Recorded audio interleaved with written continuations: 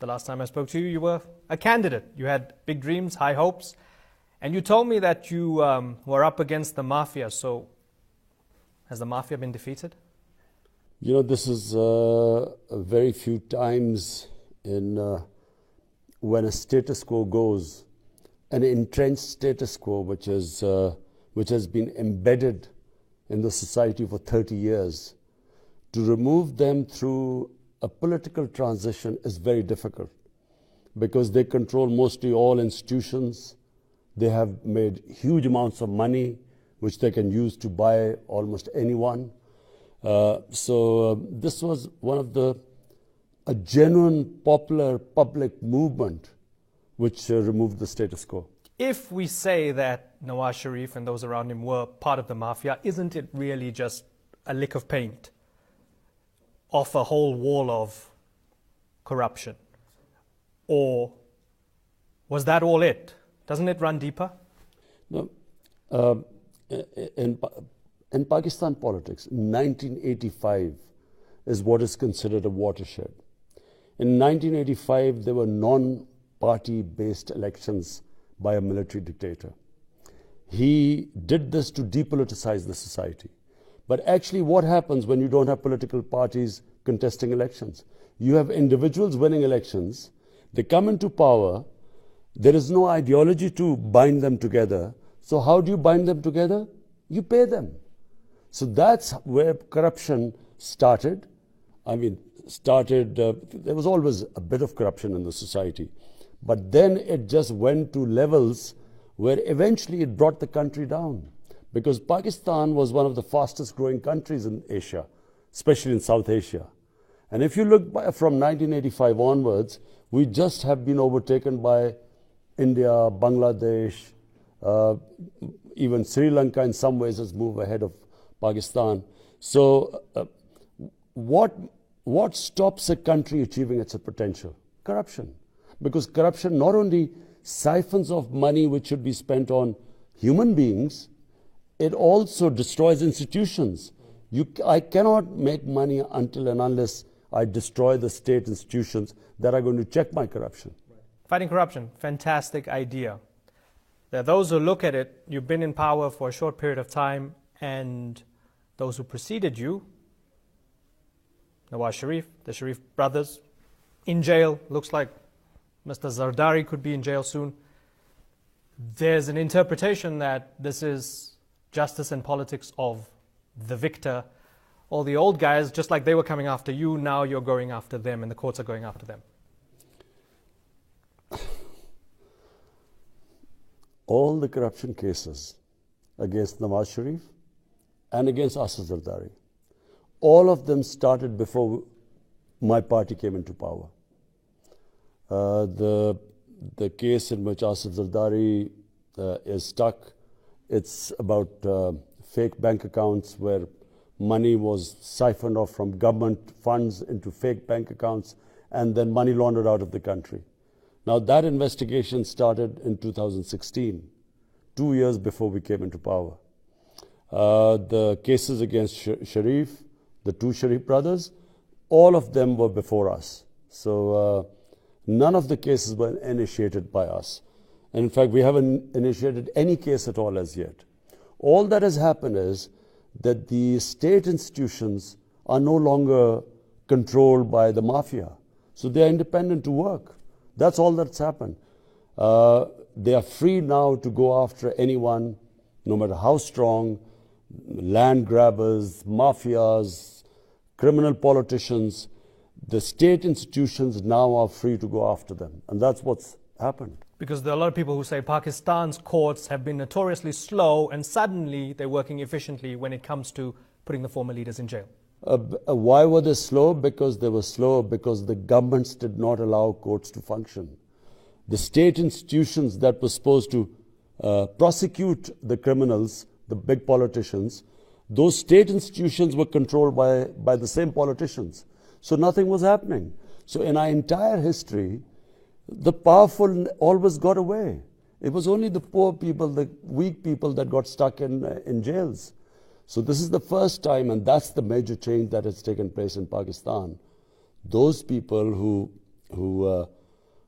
came into power, made billions, are now suddenly, now they are on, the rule of law has got to them. The state institutions are now taking action against them. You came to Ankara. Tell me why Turkey is a natural ally and why you think there's a natural friendship and relationship here. Well, firstly, there's a history behind this. People of the Muslims of the Indian subcontinent always had this close tie with the Turks, and that started with the War of Independence, when Kemal Atatürk was fighting against foreign occupation, and when Turkey was fighting for its independence. So the Muslims of India, especially what is now Pakistan, they all supported financially, collected money, funds, sent them over to help their Turkish brothers. And since then, this bond has stayed. People in Turkey realized that what the Muslims of India did at that time. And the Muslims of India took a lot of pride in the way the Turks fought for their independence, because all the rest of the Muslim world was colonized. So Turkey remained the only independent Muslim nation. So that was the genesis of this mutual feeling of brotherhood. But also there are trading links between Turkey and Pakistan, and we want to enhance them. In fact, we have decided today that we are going to have a working group which will draw up for the next 5 years to 10 years how we are going to increase our trading, investing, and the two countries investing in each other, how we're going to help each other enhance our trade in these next 5 to 10 years. So business ties, economic ties, political ties, also a request from Turkey for Pakistan to take the Fethullah Gulen group more seriously and what they do in Pakistan. Did it take a while for Pakistan to be convinced of what was going on? Firstly, when the coup took place in Turkey, people of Pakistan stood with President Erdogan. And secondly, when the proceedings started in the courts, the courts took their time. And finally, the Supreme Court gave this verdict and declared them as a terrorist organization. And now those schools are going to be handed over to, I think, a Turkish charity it is. So they're taken away from them. There's a realigning, it seems, going on. And there was a fascinating relationship with the United States over the years. You were a major critic of that relationship between Pakistan and the US. You felt Pakistan gave too much and the US gave too little, or the US gave you guys too much trouble, and you bled for them, for their wars, right? Donald Trump was animated on Twitter. You replied to him on Twitter. Tell me what's going on, because he says he's looking forward to possibly meeting up with you. So is it all water under the bridge? Actually, Pakistan is to be blamed for the lopsided relationship with the US. Because, if a country wants to be used, others will use it. Pakistan, unfortunately, rather than fixing its economy and standing on its own feet, it, over the years, developed this dependency syndrome on aid, foreign aid and easy loans. But whenever you rely on other people for aid and loans, there's no free lunch. So you have to pay a price. And Pakistan paid a heavy price. In the 80s, we became a frontline state in the Afghan jihad.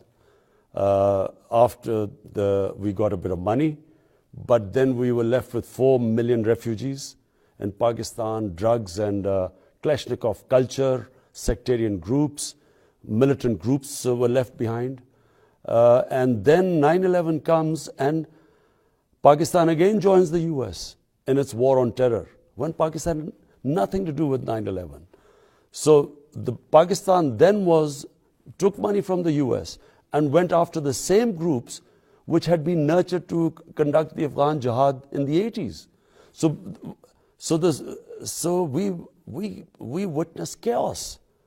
terrorism of proportions that could have brought down a country. 80,000 Pakistanis died. We still are recovering from that awful decade where there were suicide attacks daily and every institution was threatened. So Pakistan paid a huge price. And all I'm saying is that from now onwards, Pakistan is not going to fight anyone's war. It's not going to be treated like a hired gun, paid to do someone else's job. Our foreign policy will be what is good for people of Pakistan. And we think that rather than what was the previous mantra of doing more, we were always expected to do more. Now Pakistan is going to be an ally in peace. We're going to do our best to help Afghanistan have a peaceful transition, have a political settlement. That's what Pakistan should do. But we are never going to participate in someone else's war again. The Afghans and the Americans still say the way you can help is by stopping support for the Taliban and Haqqani network in Afghanistan. That's how you can contribute to peace. Anyone who says that is just fooling the people. They're not fooling themselves, but they are fooling the public opinion. How can 3,000 or 4,000 Haqqani group be the reason why 150,000 NATO troops plus 200,000 Afghan troops could not win in Afghanistan in 16 years? How could it be possible? I mean, if there were large number of people going from Pakistan into Afghanistan to do fighting, there's so much surveillance. There are drones. You can spot them. You can actually spot one person crossing the border. So Pakistan was scapegoated. We were made scapegoats for a very, one of the most ill thought out policy in Afghanistan. I mean, it was a one-dimensional military approach to solving the Afghan issue. And everyone knew they were failing, and they compounded failure by sending in more troops, surge, everything failed. So the only thing Pakistan should do now is what I've advocated for a long time. There is no military solution in Afghanistan. Fortunately, everyone recognizes that now. And what Pakistan can do is do its bit, along with the neighbors of Afghanistan, to get the Taliban to sit with the Americans and Afghan government and have a political settlement. When we were in Islamabad just over a year ago, Tehreek-e-Labbaik Pakistan shut down the capital. We interviewed them on the streets. They were very confident. They had a feeling that when they were angry, the government had to listen. After Asia Bibi was ordered released by the Supreme Court, they flared up again. You didn't blink. And now their leadership's in jail on terrorism charges and so on. What's that going to tell us about your leadership and your premiership moving forward when it comes to those groups? There is no way the state can be held hostage to people who refuse to follow the orders of the Supreme Court. The case of Asia Bibi is a tragic one. It's where she was in jail, and then the Supreme Court of Pakistan found that she was innocent. Now, this one particular group refused to accept the Supreme Court's decision. Now, if in a society the Supreme Court's decision is not accepted, it's basically the end of a civilized society. Then there's no rule of law. So we tried our best, we talked to them and did everything. Eventually, the state had to take action. It seems as if there was a small compromise to be made at around about the same time, which was your nomination for a financial advisor or finance ministry advisor who happened to be an Ahmadi, and because you didn't want the trouble, it was rescinded because you don't want to open up that Pandora's box. Is that the way politics has to be played in Pakistan? Look, at the moment, Pakistan faces multi-crises. Fortunately, Pakistan is getting out of all the crises. The biggest crisis we faced was a current account deficit. We were left with a record deficit